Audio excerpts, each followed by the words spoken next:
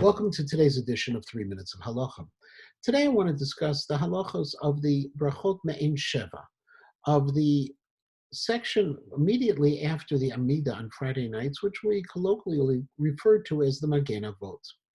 These three paragraphs, which follow that by Yechulu, were created by Chazal initially as a stall tactic, as a way to make sure that people who came to shul late on Friday night would be able to return home with everyone else. Why was this necessary? Because in those days, the shuls were constructed beyond city limits. And so on Friday night, when people were walking home, it was dark. They couldn't carry a lantern or any other form of light, not only because of carrying, but also because how can you carry a fire on Shabbat? And if you were walking by yourselves, it was dangerous. So these three paragraphs were added in to remind us of the 7 brachot that are contained within the Amidah. However, the Chachmei Kabbalah, the Kabbalists, maintained that there was actually a mystical reason that these 3 paragraphs were added. And they said that on Friday night, there needs to be a form of chazarat hashatz, of a repetition of the Amidah.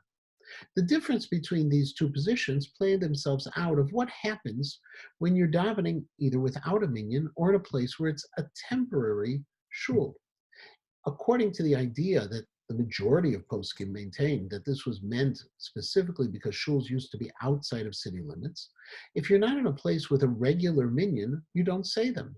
And so, for example, if you go to a hotel for a Shabbaton and you're davening in a hotel, even though you have a minyan, you wouldn't say these 3 paragraphs of the Magen Avot.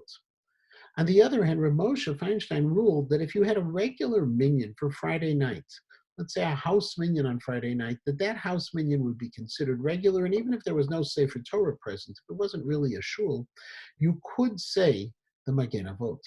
According to the Chachmei Kabbalah, it doesn't make a difference if this is a minyan that is regular or not, and they would always say the Magen Avot with a minyan.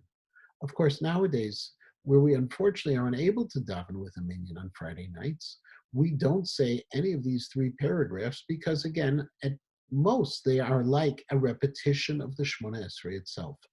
There is one final interesting issue along the way, and it's a machloket gaonim. And that is based on the question of what happens if someone made a mistake in the Amida of Friday night, and they listened to the Me'en Sheva with the intent to be Yotzei a Shemona Esrei with that, to be Yotzei their Amida. According to Rav Nutranai Gaon, you'd be Yotzei. According to Rav Moshe Gaon, you'd only be Yotzei if your mistake was you said a weekday Shemona Esrei instead of the Amida of Friday night. And according to Rav Amram Gaon, you're not Yotzei.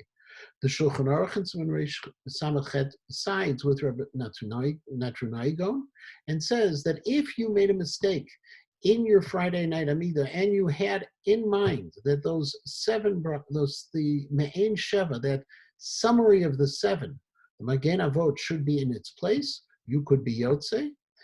The Mishnah Berurah, however, notes that it's better still to repeat the Amida in such a case where there was a mistake, and to fulfill that according to all of the opinions.